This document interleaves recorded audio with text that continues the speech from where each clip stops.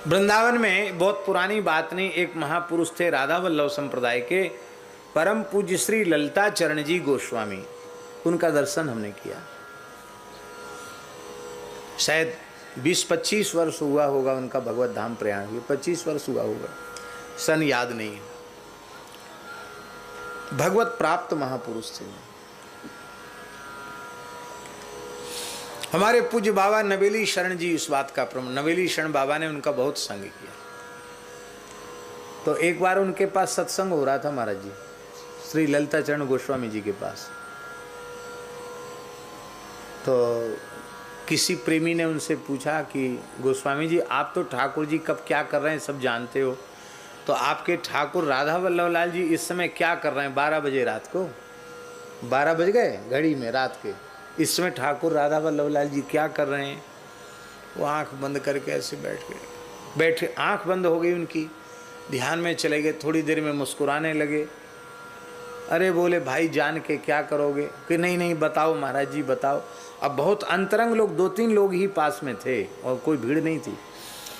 उन्होंने कहा तुम बात मानोगे नहीं, विश्वास करोगे नहीं, विश्वास नहीं करोगे तो हानि हो जाएगी। नहीं नहीं हम तो आपकी बात पर पूरा विश्वास करें, आप बताओ। बोले इस समय राधा वल्लभ लाल जी रेतिया बाजार में वृंदावन के एक भड़भूंजे की दुकान पर बैठकर गरम गरम भाड़ खा रहे हैं। बोलो भक्तवत्सल भगवान की। अरे हमारे रात को 12 बजे राधा वल्लभ लाल जी गरम गरम भूंजा खा रहे हैं, भाड़ खा रहे हैं। तो उस व्यक्ति को विश्वास तो था कि गोस्वामी जी ने बोला है तो सही बोला, पर अनुभव तो करें कि 12 बजे रात को तो सब दुकान बंद हो जाती, कोई खुली है दुकान क्या?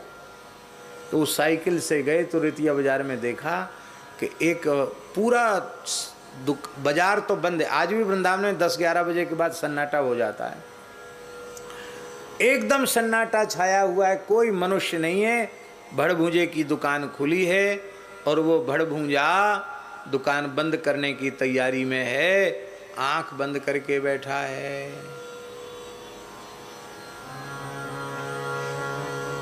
वो महात्मा विरक्त संत उस साइकिल से उतर के खड़े हो गए कि इसकी आंख खुले तब पूछें। उसकी आंख खुली। बोले भगत जी आप क्या कर रहे थे?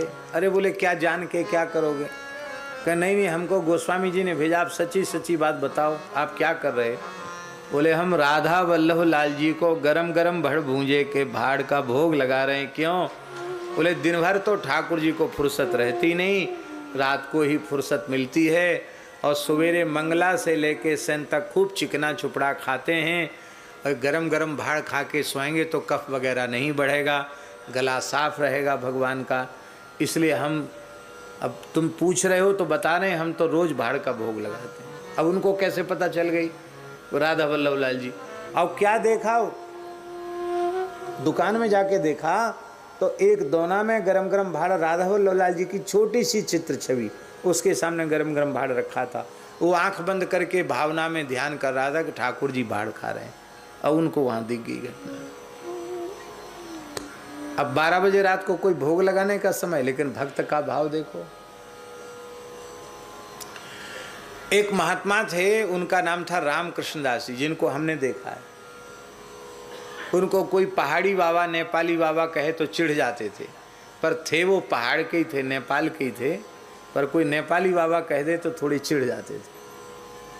बहुत अच्छे महात्मा थे, पूज्य श्री सुदामा दास जी महाराज के शिष्य थे, अच्छे महात्मा थे, छिपे हुए संत थे। और रात्रि को 12 बजे अपने ठाकुर जी की सेवा शुरू करते थे और सवेरे 3 बजे तक सेवा करते थे। कितने? 12 से 3 पाठ पूजा भजन, ठाकुर जी का स्नान ध्यान, भोग भी लगा देते, पा भी लेते और 4 बजे सो जाते। बोलो भक्तवत्सल भगवान की। अरे बाबा ये कोई निशाचर बेला है, रात्रि के समय आप ऐसा काम करते हो? अरे बोले सब कोई ना कोई भजन में विक्षेप करता, यही समय बढ़िया है, भगवान को भी फुर्सत रहती है, हमको भी फुर्सत रहती है। बोलो भक्तवत्सल भगवान की। वो भगवान तो भगवान हैं, सबके भाव ठाकुर जी अंगीकार करते हैं। एक महात्मा थे, वो राम जी के भगत थे, एक महात्मा थे भगवान श्री कृष्ण के भक्त थे, और दोनों ही प्रेम से विचर रहे थे जमुना जी के किनारे।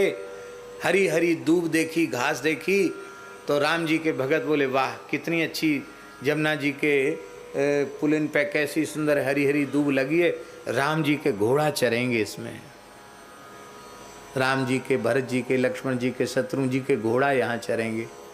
अरे दूसरा बोला है घोड़ा कैसे चरेंगे, हमारे गोपाल जी की गैया चरेंगी।